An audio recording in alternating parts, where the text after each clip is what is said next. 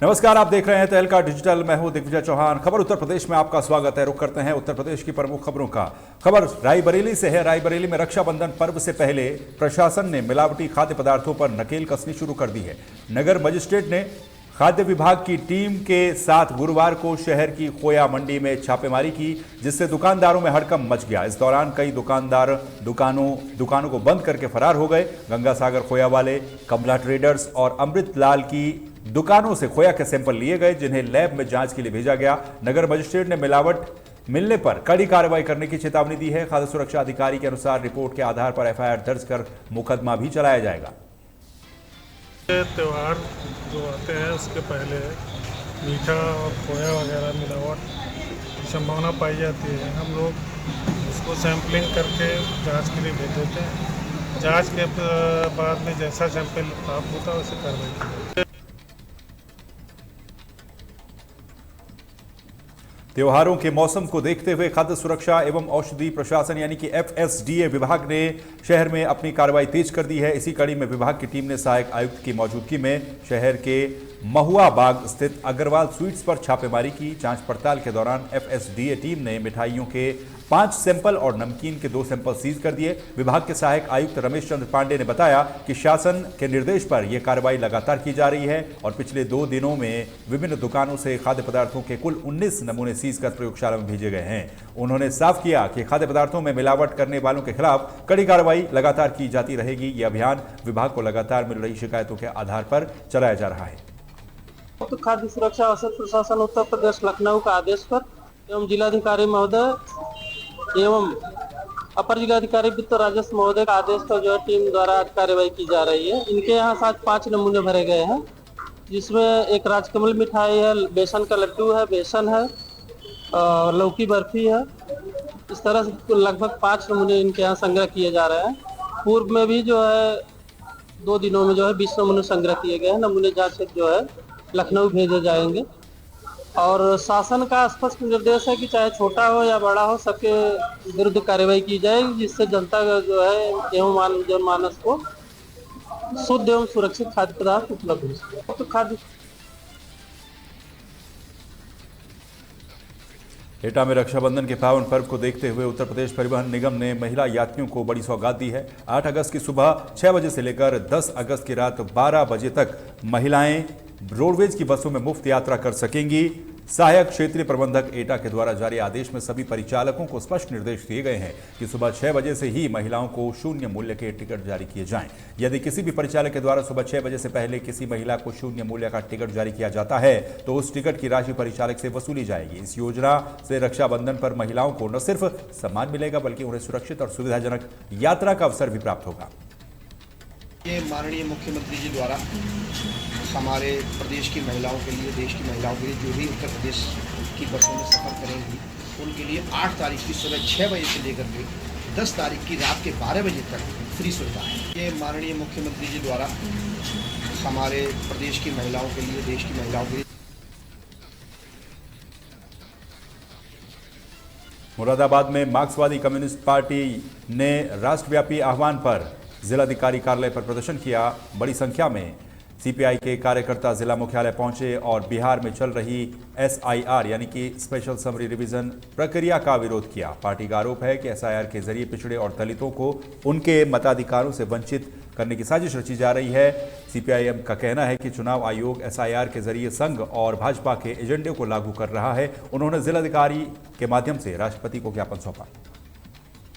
SIR के खिलाफ भारत की कम्युनिस्ट पार्टी, मार्क्सवादी और तमाम वामपंथी जनवादी ताकतें प्रदर्शन कर रही हैं और चुनाव आयोग से मांग कर रही हैं कि वो जिस तरह बिहार में दलितों का, पिछड़ों का, आदिवासियों का और माइनॉरिटीज़ के लोगों का वोट काटने की साजिश कर रही है, इस साजिश के खिलाफ हम देश की जनता को और देश के राष्ट्रपति को ये बताना चाहते हैं कि ये देश गंगा जमुनी तहजीब का मुल्क है।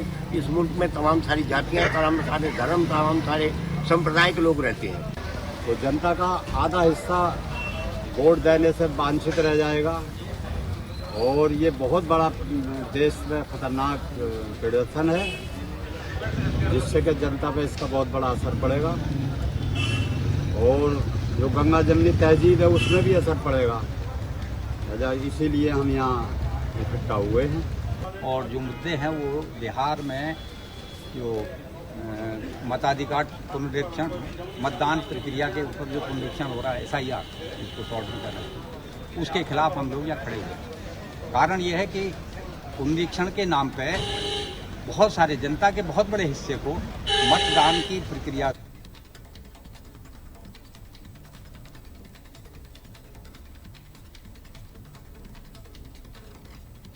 लखीमपुर खीरी में उत्तर प्रदेश आशा वर्कर्स यूनियन ने अपनी विभिन्न मांगों को लेकर मुख्यमंत्री को संबोधित एक 7 सूत्रीय ज्ञापन जिलाधिकारी के माध्यम से सौंपा है। आशा वर्कर्स ने इस दौरान अपना वेतन रुके होने पर भी कड़ा विरोध जताया। आशा वर्कर्स का कहना है कि स्वास्थ्य अभियान में वो दिन रात अपना महत्वपूर्ण योगदान देने के बावजूद भी उन्हें मिलने वाली प्रोत्साहन राशि का भुगतान नहीं किया जा रहा है। उन्होंने आरोप लगाया कि केंद्र और राज्य सरकार 45वें और 46वें भारतीय श्रम सम्मेलन की सिफारिशों को लागू कर उन्हें कर्मचारी का दर्जा, न्यूनतम वेतन और ग्रेजुटी जैसी सुविधाएं देने में कोई रुचि नहीं दिखा रही है।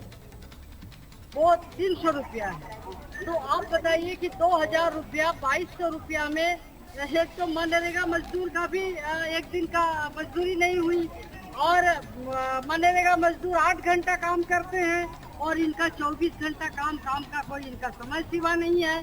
तो सबसे पहली बात तो हम लोग राज्य सरकार से ये मांग करते हैं कि आशा संगीनी जो कार्यकर्ता है इनको राज्य कर्मचारी घोषित किया जाए और इनका काम का घंटा निश्चित किया जाए। भी बेहतर जिंदगी हो गई है क्योंकि हमको एक फिक्स मानदेय चाहिए, हमें राज्य कर्मचारी का दर्जा चाहिए और सम्मानजनक जिंदगी चाहिए जिससे हम सम्मान से अपने काम कर सके, अपने बच्चों का भविष्य उज्जवल कर सके। तो मानदेय दिया जाता है, मानदेय टुकड़ों में ना देकर एकदम दिया जाए और डायरेक्ट हमारे खाते में आए और जिस काम का हमको पैसा।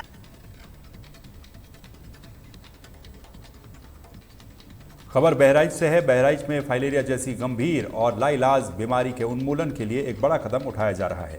जिले के कैसरगंज, तेजवापुर और नवाबगंज विकास खंडों में 10 अगस्त से सामूहिक दवा सेवन यानी कि MDA अभियान चलाया जाएगा। इस सार्वजनिक स्वास्थ्य अभियान का मुख्य उद्देश्य 3 विकास खंडों के 7.2 लाख से अधिक लोगों को फाइलेरिया की दवा खिलाकर बीमारी के प्रसार को रोकना है। में तेजवापुर, कैसरगंज और नवाबगंज में 7.25 लाख पॉपुलेशन को ये दवा खिलाएंगे जो फाइलेरिया के विरुद्ध होगी। इसमें हम एल्बेंडाजोल और DEC की दोनों दवाएं खिलाएंगे। 645 टीमें हमारी लगी हैं, 2 सदस्यीय टीम है और ये घर घर जा करके इन दवाओं को खिलाएंगे। स्कूलों में भी इसको खिलाया जाएगा।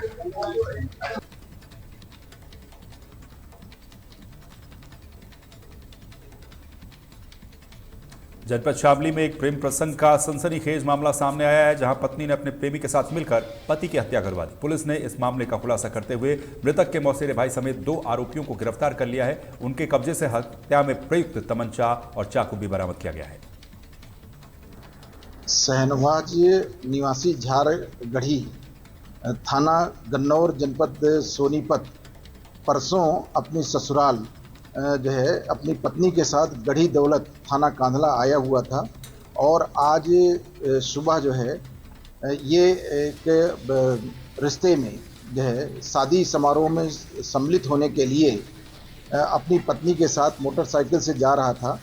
तो ये ईश्वरपुर खुर्गान के पहले ही इनको 2 मोटरसाइकिल सवार कुल 4 लोग मिले और मोटरसाइकिल में धक्का दे करके जो है मोटरसाइकिल को गिरा दिया और चाकुओं से जो है वार किया और पत्नी वहीं जो है बाइक से नीचे जो है खड़ी हो गई और पुलिस जो है एक UP 112 को इसकी सूचना प्राप्त हुई। तत्काल जो है घायल शहनवाज को जो है चिकित्सालय भेजा गया, जहां पर जो है चिकित्सकों ने जो है इलाज के दौरान ही इनको मृत घोषित किया।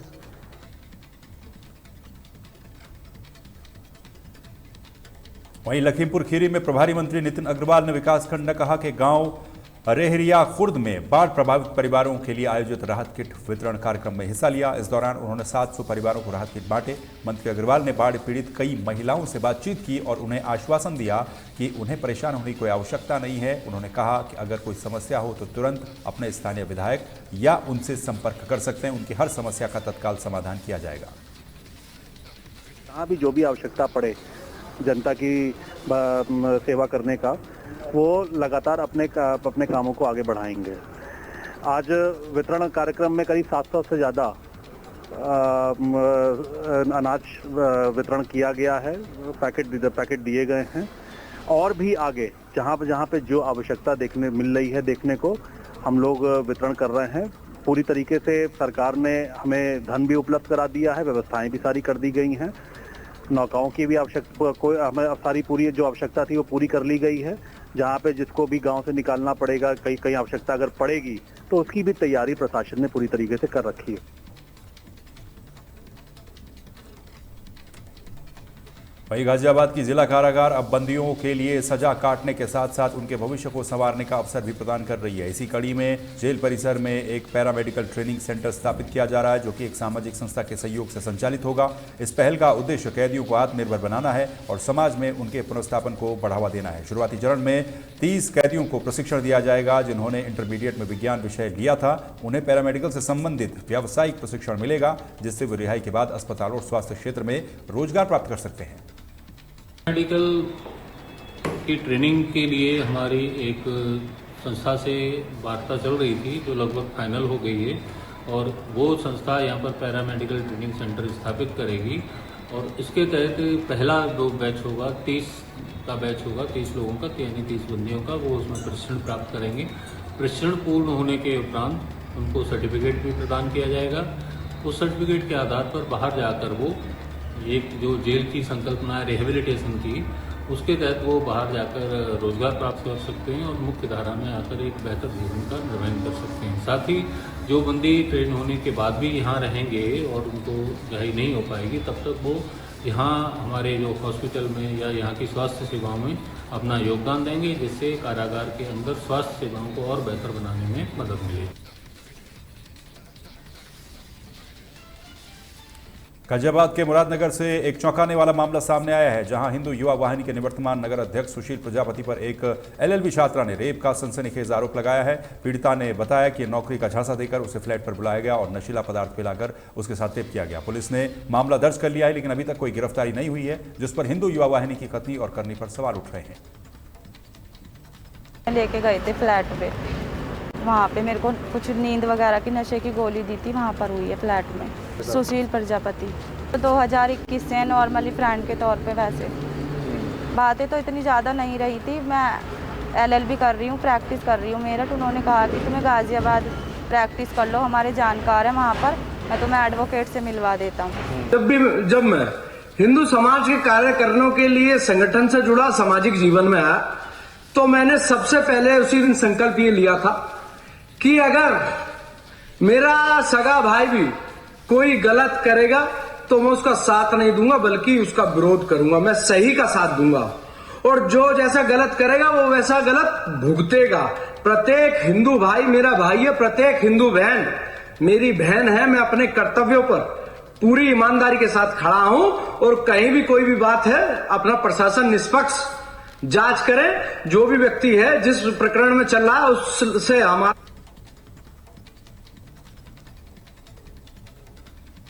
उत्तर प्रदेश की खबरों में फिलहाल के लिए बस इतना ही। बाकी खबरों के लिए आप बने रहिए तहलका डिजिटल के साथ। नमस्कार।